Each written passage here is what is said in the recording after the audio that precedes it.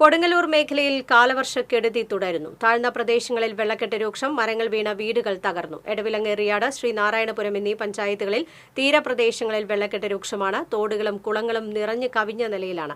എടവിലങ്ങ് പൊടിയൻ ബസാറിൽ കാരാക്കുളത്ത് അശോകന്റെ വീടിന് മുകളിൽ മരം വീണു. അപകടത്തിൽ ഓടുമേഞ്ഞ വീട് ഭാഗികമായി തകർന്നു.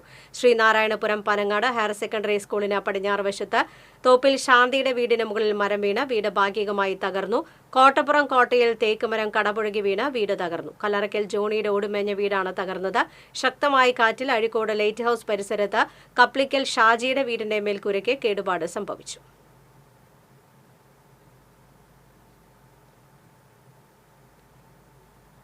മറ്റത്തൂർ പഞ്ചായത്തിലെ വിവിധ പ്രദേശങ്ങളിൽ കാറ്റിലും മഴയിലും വീടുകൾക്ക് ഭാഗികമായ നാശം സംഭവിച്ചു.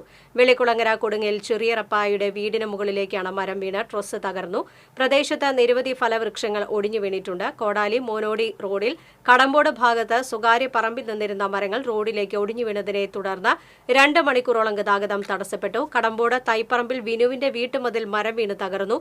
കടമ്പോട് സ്കൂളിന് സമീപം കൂടപ്പുഴ വിനീഷിന്റെ വീടിന് മുകളിലേക്ക് പ്ലാവ് ഒടിഞ്ഞു വീണതിനെ തുടർന്ന് വീടിന് ഭാഗികമായി കേടുപറ്റി.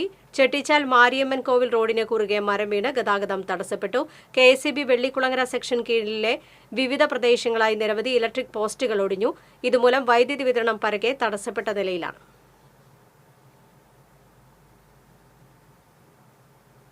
തിരുവില്ലാമലയിൽ മരക്കൊമ്പ് വീണ് വൈദ്യുതി തടസ്സം നേരിട്ടു. കണിയാർക്കോട് കരിങ്കുറ്റി അയ്യപ്പൻകാവ് പരിസരത്താണ് സ്വകാര്യ വ്യക്തിയുടെ പറമ്പിലുള്ള മരക്കൊമ്പ് വൈദ്യുതി ലൈനിലേക്ക് വീണത്.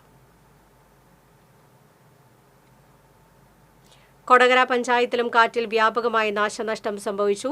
പുത്തൂക്കാവ് കനാൽ റോഡിൽ കാറിന് മുകളിലേക്ക് മരം ഒടിഞ്ഞു വീണു. മറ്റത്തൂർ പഞ്ചായത്തിലെ മോനോടി ആശ്രമം റോഡിൽ പെട്ടി ഓട്ടോയ്ക്ക് മുകളിൽ മരം വീണ് ഓട്ടോ ഭാഗികമായി തകർന്നു. നിരവധി വൈദ്യുതി പോസ്റ്റുകൾ ഒടിഞ്ഞു. വേലൂർ പഞ്ചായത്ത് 14-ാം വാർഡിൽ പനമരം വീണ വീട് ഭാഗികമായി തകർന്നു. കടവത്ത് പറമ്പിൽ സുജാതയുടെ വീടിന് മുകളിലേക്കാണ് പന വീണത്. വീടിന്റെ മേൽക്കൂര ഭാഗികമായി തകർന്നു. ആളപായമില്ല. വാർഡ് മെമ്പർ സ്വപ്ന രാമചന്ദ്രൻ വീട് സന്ദർശിച്ചു.